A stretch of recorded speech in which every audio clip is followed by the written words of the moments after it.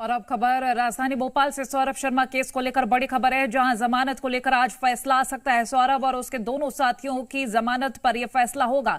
कल कोर्ट में जमानत याचिका पर सुनवाई हुई है और कोर्ट में फैसला सुरक्षित रख लिया गया है। आरोपियों के वकील की कोर्ट में दलील सामने आई है और वकील ने यह कहा है कि इन तीनों का ही कोई आपराधिक रिकॉर्ड नहीं है, कोई आपराधिक पृष्ठभूमि नहीं है, वकील की ओर से कहा गया है। और यह भी कहा गया है कि यदि जमानत मिलती है तो पूरी तरह से तीनों सहयोग करेंगे। तो जमानत को लेकर वकील की दलीलें सामने आई हैं। सरकारी वकील ने जमानत का विरोध कर दिया है। जांच प्रभावित करने की बात कही गई है। देखना ही होगा कि फैसला क्या रहा है, क्या फैसला सुरक्षित किया गया है।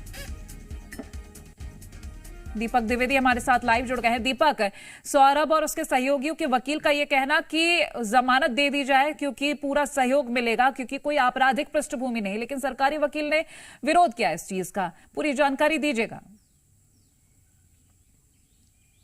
जी, मैं बता दूं कि ईडी कोर्ट में लगातार इनकी जमानत याचिका लगाई गई थी और उस याचिका के तहत विजय कुमार घोष ने अभी जो सुनवाई के बाद जो फैसला है उसे सुरक्षित रखा गया है। तीनों की जमानत याचिका को लेकर कल सुनवाई की गई थी और यह सुनवाई बुधवार को हुई, क्योंकि सोमवार को होना थी और जज छुट्टी पर थे, इसलिए फिर बुधवार को इस पर सुनवाई हुई और इस दौरान दोनों वकील अपना पक्ष रखते हुए नजर आए हैं। एक और मामला संवेदनशील होते हुए जो सरकारी वकील हैं ईडी की ओर से, उन्होंने कहा है कि मामला संवेदनशील हो, यदि ये बाहर आते हैं, ये जमानत पे आते हैं तो कहीं ना कहीं जो सबूत है उसे मिटाने का काम करेंगे।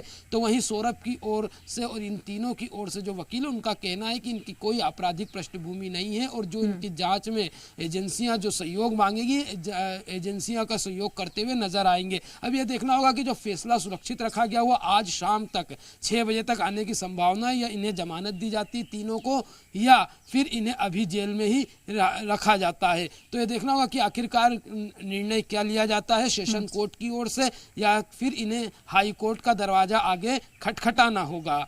निश्चित तौर पर दीपक, एक मुख्य बात ये भी, क्योंकि इतनी पूछताछ हुई, इस दौरान क्या कोई तथ्य, कोई बड़ा खुलासा हो पाया जो जमानत के बाद इन तीनों के वकील ये कह रहे हैं कि हम हमेशा जांच में सहयोग देंगे और पूछताछ में सहयोग देंगे, तब खुलासे होने की क्या उम्मीद रह जाएगी?